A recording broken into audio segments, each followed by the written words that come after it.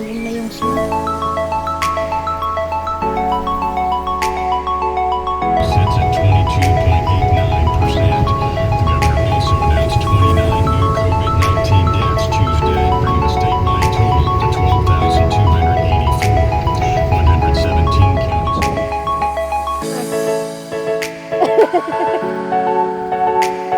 O sige, yan na, naglakad kami kasi wala. Yan na namin.